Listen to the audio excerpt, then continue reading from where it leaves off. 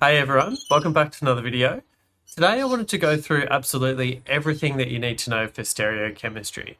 So this is going to be a recording of a workshop that I ran for my GAMSAT community, but we're going to go through exactly what kind of stereochemistry is, as well as the basic skills, but also how you apply it to questions. And I think that's the most important part. So I think it's a really useful workshop, and that's why I wanted to share it with everyone, because it's a topic that a lot of people find difficult. If you're new here, my name's James. I'm a second year medical student and GAMSAT tutor, having scored 77 in section 3 and 70 overall. I made this channel really just to share videos on GAMSAT preparation and problem solving, because I think there's not really a lot of that material around the GAMSAT on YouTube. So if that sounds useful to you, please consider subscribing to the channel so you don't miss any future videos. So we'll start here. So the first question that I really think of is this thing called, are they the same or not? So you see all these questions which say things like superimposable or mirror images and stereoisomers and enantiomers. There's all these different words, and I find it really confusing.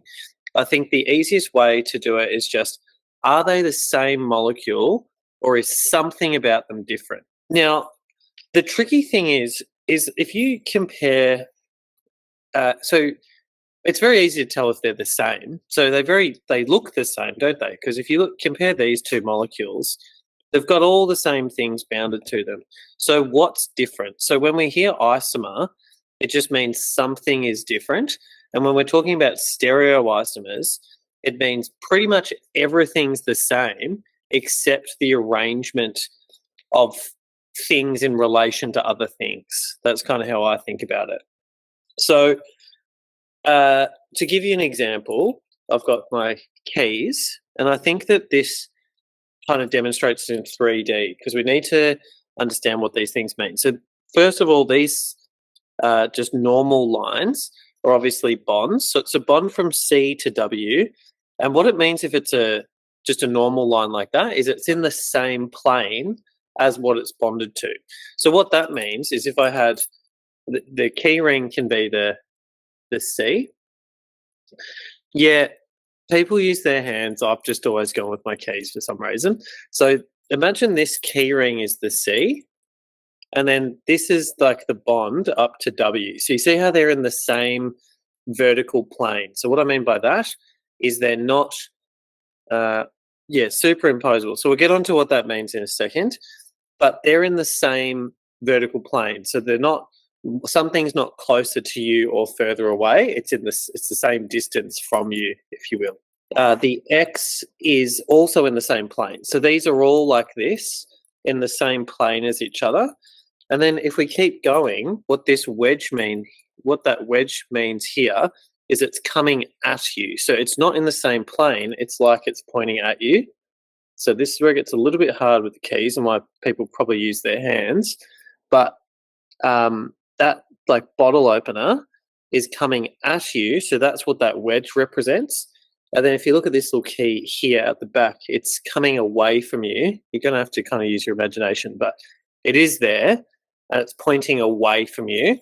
And that's what that dotted line means at the back. So a dotted line means it's pointing away. Wedge means it's coming at you.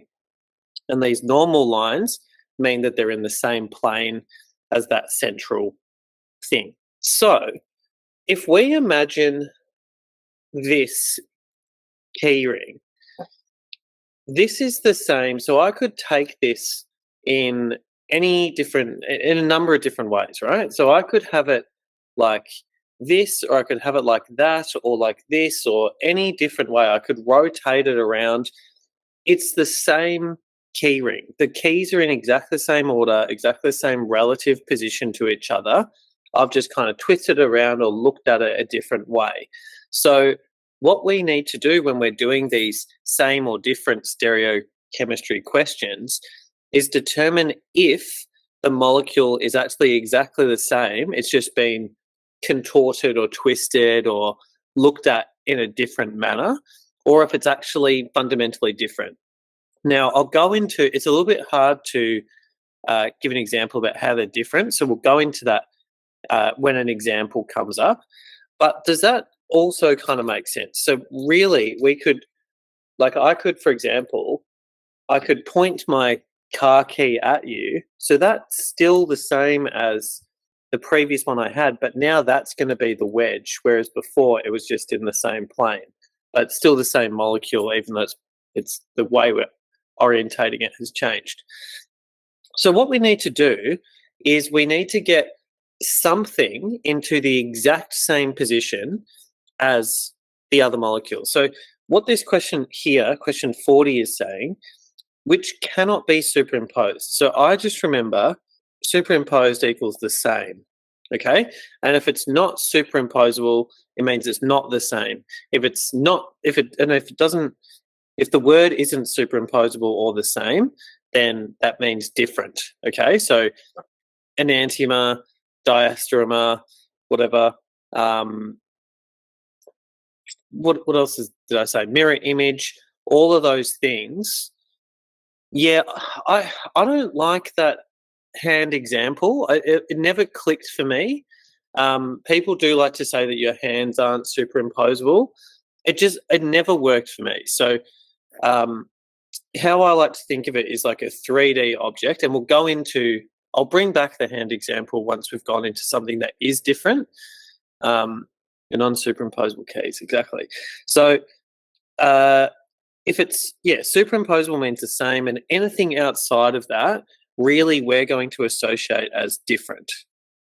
Okay, anything else? So this question is saying which cannot be superimposed. So this is saying which molecule of these four things is not the same. That's basically how I'm interpreting this question.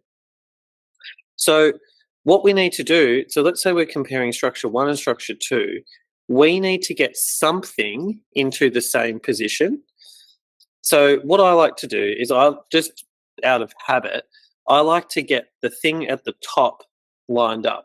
So to demonstrate how we can move things around or what's going to happen to the molecules, I'll again use the keys. So if we look at it this way, oh God. So we've got the car key at the top, and then the brass key, whatever, pointing at you, bottle opener pointing away, and then this little one in the same plane, we'll say. Now, what happens if I twist the car key? What happens to the other groups? Now, you've got to kind of use your imagination here. But what happens? Do any groups stay in the same plane? And do any groups change? That's kind of what I'm more thinking of. Mainly the car key stays in the same position, however, all the others are like changing. Perfect, exactly. So the thing that you're twisting around stays the same. So the car key stays the same, but you can see all those car keys attached to that central carbon are the things which rotate around, right? But this is staying in the same position. So how I like to think of that is if we pick something that we want to hold, and then we twist everything around that. So if we hold W, for example, all of these will move around. And this is a mistake I see a lot of people make when they're rotating molecules. They kind of move something around, like they move everything around that carbon, which makes sense, but you can't do that. So you need to keep something constant and everything else rotates around. So it's a really important thing. Now, the good thing is that actually works for any carbon, any molecule. So we could, for example, hold the X constant and rotate all of these around exactly the same way as if we did it with the top one. I just think the top one makes the most sense spatially, but it's the same concept. So really our two-step process, if we want to revolve anything, is keep something the same and move everything around. So as I said, just by habit, I like to just get the thing at the top matching. So for example, I might hold Y and then move W up to the top and then just see where everything else goes. So if I redraw this molecule, W is going to have gone to the top. Y is going to stay in that same position because I've held that one. If you kind of view that in a 3D way, I like to think of it like you're holding an umbrella that's flipped out, like when the wind picks up in the movies, and it's kind of like that. And you're kind of spinning the umbrella around. So the Y stays where it is. The W's gone there. The X goes down here. And then the Z goes here. So everything just shifts around one position. Now that we've got the W in the same position in both molecules, we can just compare the order of the other things. So if the order of all the rest of the things is the same, it means it'll be possible to rotate them around, because it's just like they're one thing out of alignment, if that makes sense. So, for example, sorry, why does Y stay where it was? So again, if I have all my keys like this, I'm holding my car key at the top. And if I twist that car key, you see that everything else moves around it, but the car key stays in the same plane. Okay, so it's still in the same relative position to the carbon. It's still in the same plane, but everything else is rotating around that. Does that make sense? Yeah. So that's the example that I want you to like sear into your head, is because I think that makes the most sense. But just trust, once you know that that makes sense, just trust that. It means you can actually hold any one of those groups and twist the other ones around it. So now that we've got the W in the same spot, I like to just start at any group. So I start at the X and just move in a direction. So I'll go X clockwise. So for this molecule, it's X, Z, Y. And if I start at the same thing in this molecule, go the same direction, I get the same order. And I find that's just an easy way to determine that these are the exact same molecule. So it just means that the order of those groups is the same, and therefore they're the same molecule. It's just kind of like they're a little bit out of alignment. So just to demonstrate that, I could hold this W and rotate X over here, and then everything would be in the same space. But I think it's just a little bit less trial and error if you just get the order. I just find that's a bit easier personally. But does that kind of make sense conceptually why the order works? Seems good. Okay. Because all we really care about in these things is the relative position of these groups to each other. Okay, cool. So we have worked out here, because the order is the same, that structure 1 and 2 are the same thing. Now, I skipped over that because I wanted to give you a process that you can follow every single time to determine if they're the same. If you wanted a shortcut, you might actually notice that Z is already in the exact same position in these two molecules. So we could have just started at X, gone clockwise, and you'll see that we get the same order, X, W, Y. So that's the short way, but I wanted to teach you a way that works every single time. And for me, that's make the thing at the top the same and then compare the order of the other three groups. Okay, so we know that 1 and 2 is the same. So now what we need to do is determine, I would think, if 3 is the same as one of these two, because yeah, we know that these two are the same. The question's saying that only one is different. So if this is the same as that, then we know that this is the different one, and vice versa. So just to do the same process again, can we hold the same letter constant across the board? Yes. Well, yeah, yes, we can. You can. So I guess the whole thing is, when you're holding a letter, you're just keeping it in the same position and moving everything else. So you're never breaking the molecule. You're just basically doing what I did with the keys before, is just twisting it around heaps. So as long as you're doing it for a purpose, the purpose should be, can I get something to line up in the same position? If that makes sense. So you can do whatever you want. You can hold something, you can then hold something else and turn these things. But what you're trying to do is get things in the same position so that you can compare them. So structure 3, I'll just compare structure 3 with structure 1, do the same thing. So my process would be to get W to the top, So to do that, I'll hold Z again, and then this will come down here, X will go here. So, so Z's going to stay where it is, Y is going to come down here, W is going to go up to the top, and then on the dashed wedge will be X. Okay, so now we've got the W in the same spot, and if we start at X and go clockwise again, we get X, Y, Z. And if we start at the X and go clockwise, we get X, Z, Y. So these orders are different, and that's why these would be different molecules. So the one that cannot be superimposed on any is structure 3.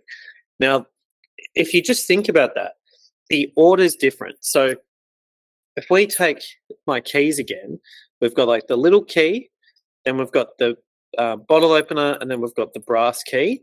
What that order would be different is like if I took the brass key off, put it on the other side of the bottle opener or something, you can just tell that there's no way that I'll ever be able to twist this back to the same configuration of keys.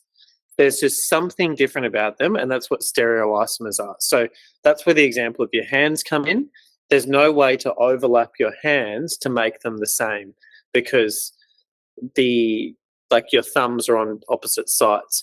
I've just never quite got that example, but I do think that it's good to just get as many examples as you can so that you understand kind of what that is. So I think once you see something that's different, you're like, oh, okay, that's what a stereoisomer is. It's different because you can't line it up. So if we just took this molecule, for example, the Y, all of that is actually exactly the same, right? So if we turned this to get the X over here, oh, I've done this quite badly, but if we get this X from the right and we want to get it to the left, because that's where it is in this molecule, you can see that that's going to mean that the Y comes out of alignment. So there's no way that we can ever get everything to line up. If you're liking this video and you want to attend events like this in the future, I'll leave a link to my GAMSAT preparation community down below. It's only $1 a month and you get access to all my resources. I run weekly events and also have a few video recorded courses on there as well. And most importantly, I think you can connect with other people. So we have forums there where people share essays and give feedback to each other, chat with each other, just share general tips and experiences. So I think it's really helpful having a community of motivated people. So if that sounds interesting to you, I'll leave a link in the description. So that's my first kind of question. It's like, are they the same or are they different?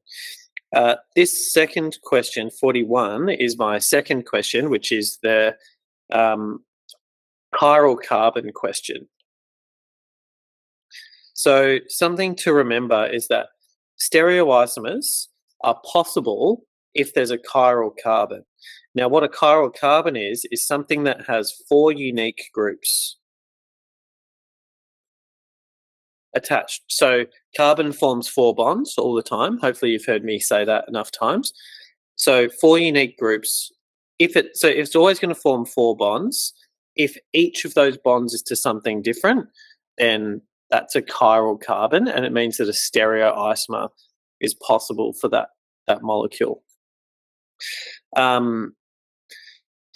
We'll go into a little bit about the nitty-gritty of that in the next question. But basically then, so here, the key here is being able to draw these molecules out. So 2-butanol would be 1, 2, 3, 4. So Mary eats plums before. That's the thing that I have. So 4 carbons. So there's our 4, 2-butanol. So if we take this carbon, we can see that there's only 1, 2, 3 bonds drawn in the way that I drew it. So it means that there's a hydrogen here. That's the 4th bond.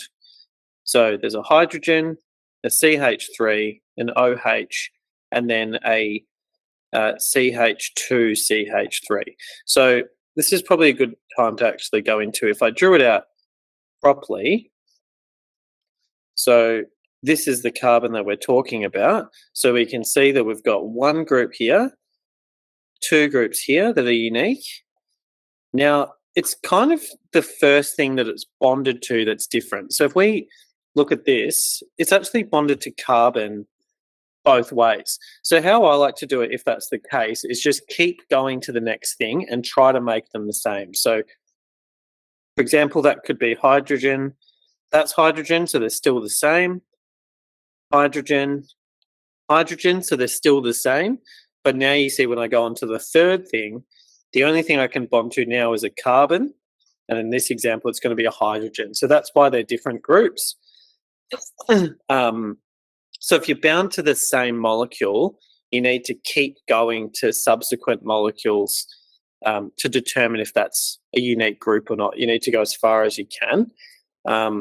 If you're lucky with a drawing like that, then you can just tell because it's CH2, CH3, which is different to CH3. So just something to keep in mind there as well.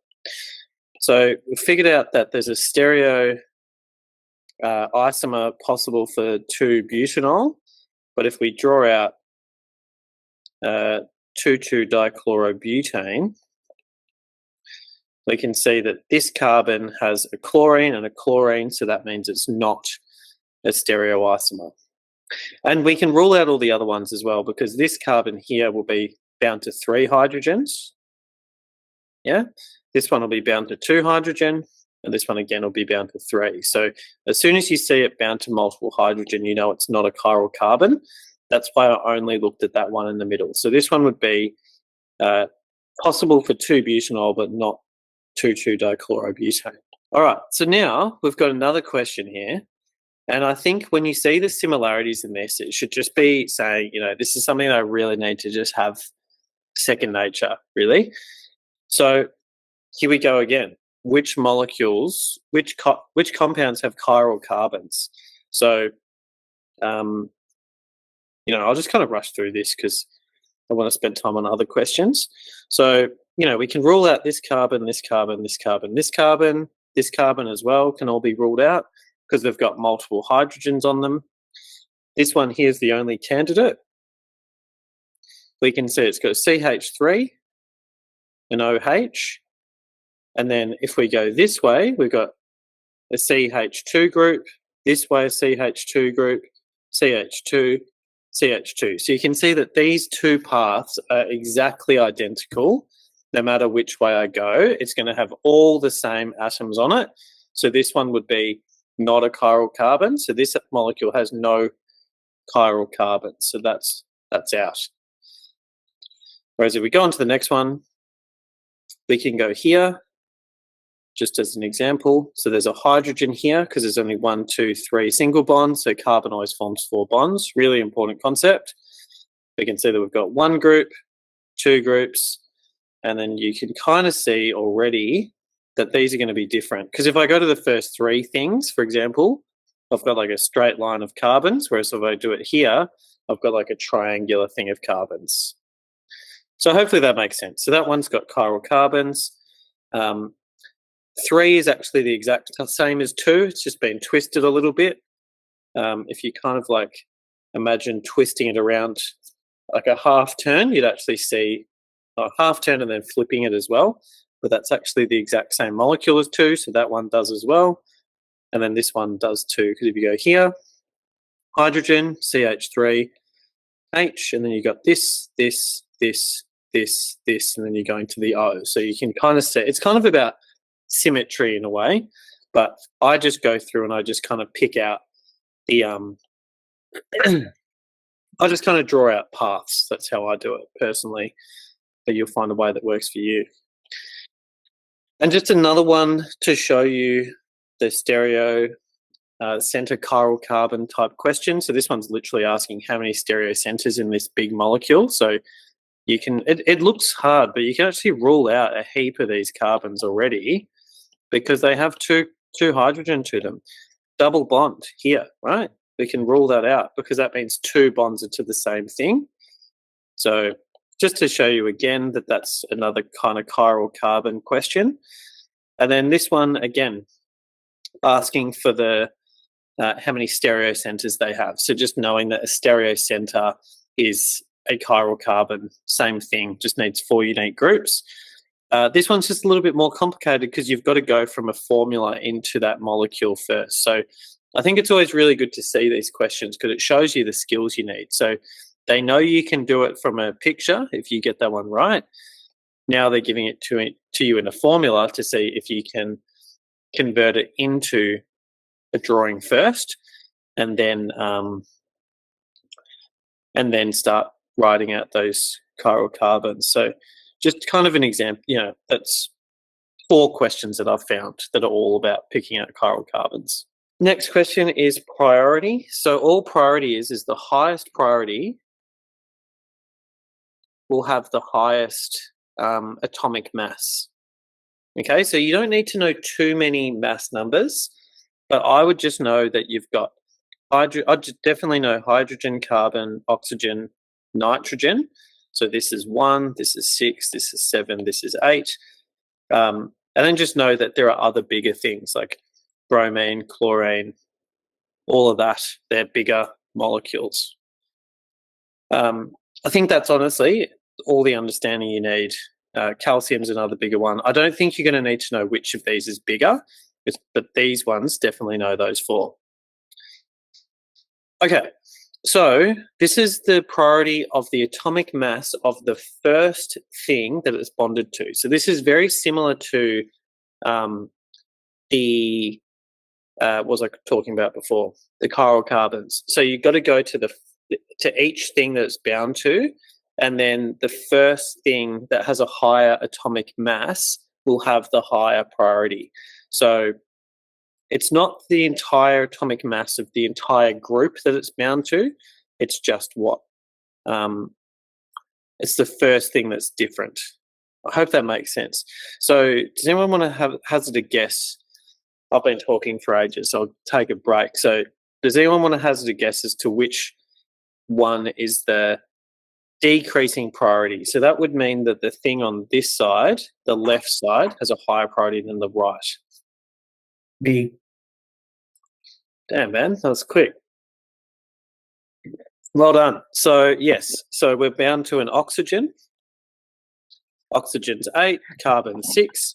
So that's higher priority on the left. So just to highlight a few of those traps, I think this is a good example of that trap. It's not the entire weight of the group. It's the first thing. So the first thing that this is bound to is a C, which is different to a Br.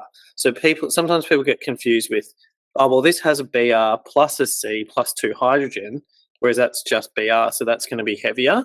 Not what it's looking for. It's looking for the direct bond. Okay, very important.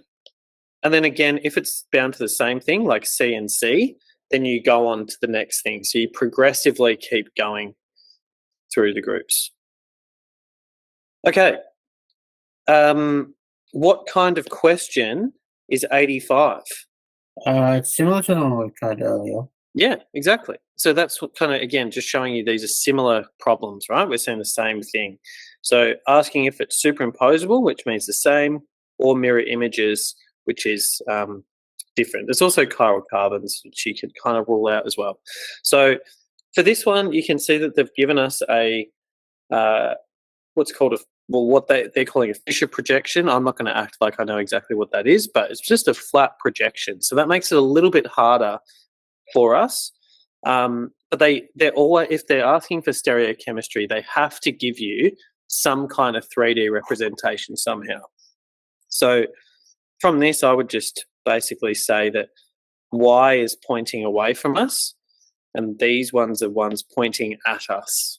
But yeah, have a crack. See if you think these are the same. Are they different? Stereoisomers? Or does someone want to, maybe we'll do, instead of waiting for the answers, does someone want to work through it with me? Let's pretend we're holding this. What are you going to get to the same position as structure 2? Because that's what we need to do, is we need to get something in the same position so we can compare them. Maybe get the hydroxide to the same position. Perfect. Cool. So which way would you be rotating these groups? Clockwise. Perfect. Exactly. Clockwise 1 turn. So that's exactly what I'd do. So I'll just redraw that down here. So now the CH2, CH3 is going to be in the same spot. The hydrogen is going to be at the bottom. the OH is going to be here. Now the CH3 is up here. So we can see that you've rotated it now that the OH is in the same spot. So now what are you going to do to determine if these are the same or not? Hold on, one constant. Well, you could, but then you're just going to keep turning it, you know? Yeah. So what I say is just start with something, get the order. So you know that these OHs are in the same spot. So start with any of them. So if we start in structure 2, this is still structure 2 down here. Start with the H, for example, go clockwise. So H, CH3, CH2, CH3. Here, we start here, go clockwise. We get the exact same order. So that just means if you kept OH constant and kept rotating, you would be able to get the same configuration. And just to show you what I mean by that, if you took that molecule and you rotated it once counterclockwise, you would get, so the OH in the same spot. All of these are going to shift one spot to the right. So the H is going to be here. The CH2, CH3 is going to be here. And the CH3 is at the bottom. So because they have the same order, it means they're possible to twist into the same spot. But I think it's just easy to get the order because then you don't have to stuff around like rotating and redrawing out a molecule. You just know if the order's right, that they're the same molecule. So these ones would be superimposable. All right. And the last question is this R or S configuration type question. So I'm not going to pretend that there aren't other types of isomer things out there, but I think R and S is the most common one, so we'll just focus on that for now. But the principle of all the other ones is the same. It's the relative position of things to other things. So for R and S, we kind of need to combine almost everything that we've learnt in one kind of step. So the first step is going to be prioritize the groups. Second step is to get the lowest priority, which is always hydrogen, but technically it's the lowest priority, away from us. So this is an important step, away from us. And then 3, we can do our RAS. So does someone want to prioritize some groups for me? Do you want to have a go at telling me which is the first, second, third, fourth priority in this molecule? So I think the first one is COOH. Is the top priority? Yes. So we've got, so what did I say was kind of, remember we've got hydrogen, carbon, oxygen, nitrogen, and then we've got all these other big things. Remember? Yep. Oh, big things. Yeah, so they're all the big things. So they're all higher than these things. They're all higher. We don't need to know the specific number, just that it's higher than all of these. So highest. Then BR would be the first one. Perfect. Yeah. Cool. And then COOH. Yep, I agree. And then CH3 and H the last one. Perfect. So, so that's 1, 2, 3, 4. So second step is get our lowest priority group, which is always hydrogen, pointing away from us. So to do that, we need to see which positions are away from us. So that could be either the top or the bottom. Okay, so I'm just relating it to this molecule. It looks like that position is pointing away from me, as is Y. And then I've just mapped that onto the flat kind of cross projection. Now we've got to get the lowest priority away from us. So we could get this H to either the top or the bottom. So I might hold the CH3 like what we've done before, and I'll just rotate them all this way. Sorry about the lines, it's getting a little bit confusing. So I'll rotate everything that way. So the H goes down here, bromine up here, CH3 stays where it is, and then COOH goes there. So now we do our R and S configuration. So we have 4 over here. 1 is here. I won't do the circles. 2, 3. So what I like to do is I draw a circle from 1 to 2 to 3, and the direction of that circle. Now, you've got to start at the top, because if you start at a different point in the circle, you could be going left or right. But I just start at the top of the circle, and then I just say, which direction is that circle going? So if it's going to the right, if the circle is going around that way to the right, then that's R configuration. And if it's not, I've just remembered, if it's not R, it's S. So if it's not R, then it's S.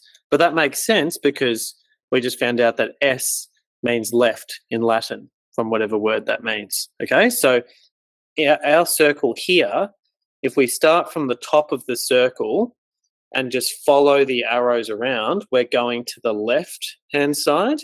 Left is not right, so therefore this is S. Now, if we go on to the next one, we're actually quite lucky here because the hydrogen, which is the lowest priority, is already pointing away. So if we prioritize these, someone want to have a crack at prioritizing the groups? OH would be the first, Yep, Anastasia.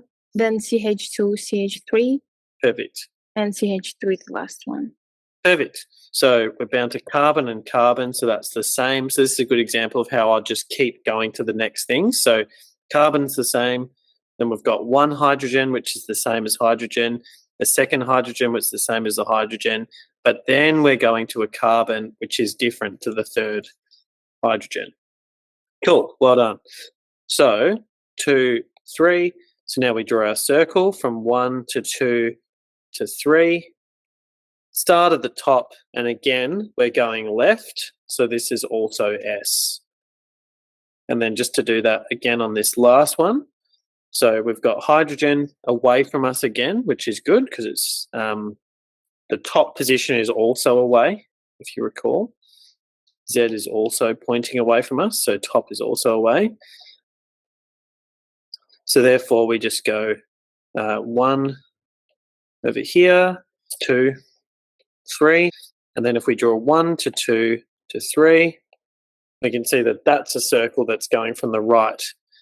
If we start at the top, it's going right.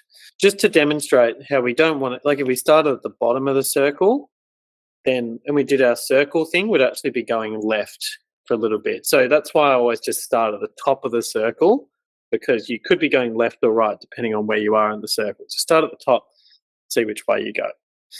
OH is first because O has the highest number, correct. Yes, good question actually. So this is kind of what I was talking about before. So it's not the entire molecular weight of the group, it's the first thing that it's bound to. So the first thing we're bound to here is a carbon. First thing we're bound to here is an oxygen. So because these are different, whichever one's higher has the higher priority. So this is the higher priority, and we do priority from 1 down. So top priority is 1.